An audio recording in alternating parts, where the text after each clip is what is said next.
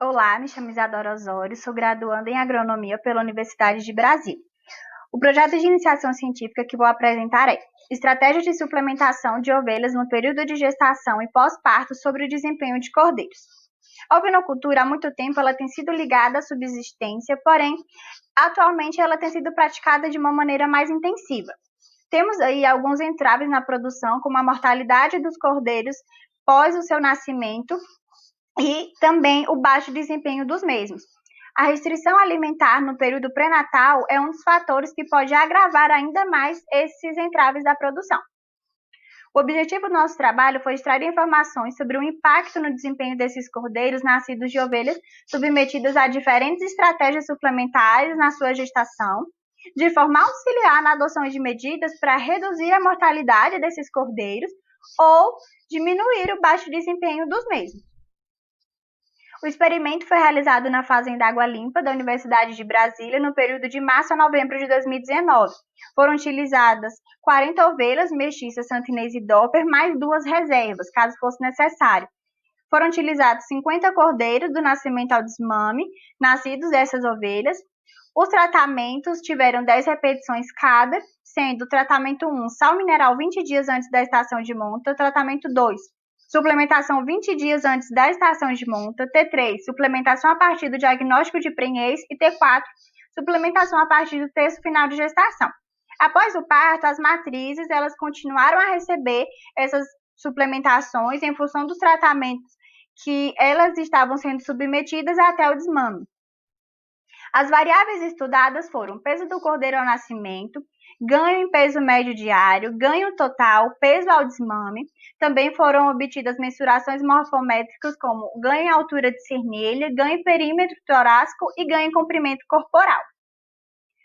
Os dados eles foram submetidos à análise de variância e às médias comparadas pelo teste Tuque a 5% de probabilidade e foram analisados pelo programa computacional SAS.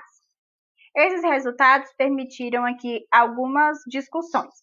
Não houve diferença significativa para peso ao nascimento, tendo os cordeiros do tratamento 1 peso ao nascer semelhante aos cordeiros dos demais tratamentos. Isso pode ser explicado pelo fato das ovelhas terem sido submetidas durante a gestação a uma pastagem de alta qualidade. Então, pode ser essa explicação para que esses cordeiros não nascessem com um peso tão baixo em relação aos demais. Já para peso ao desmame, ganho médio diário e ganho total, houve diferença significativa. Os cordeiros das mães do T1, eles tiveram um menor desempenho até o desmame, podendo ser explicado pela menor reserva corporal dessas ovelhas ao parto, consequentemente uma menor produção de leite, e somado a isso, essas ovelhas não receberam uma suplementação no pós-parto como as outras receberam. Nos tratamentos 2 e 3, os cordeiros eles tiveram melhores ganhos médios diários e ganho total, permitindo inferir, então, que nessas condições a suplementação 20 dias antes da estação de monta e a suplementação a partir do diagnóstico de prenhez resulta em cordeiros mais pesados ali no desmame. Para ganho em perímetro torácico não houve diferença significativa, ao contrário do que ocorreu para ganho em altura de cernelha e ganho em comprimento corporal. Os animais nascidos dessas ovelhas do tratamento 1, eles tiveram essas medidas, menores valores para essas medidas, provavelmente pelo seu baixo peso ao nascimento, que teve então aí um efeito negativo mais à frente na vida do cordeiro.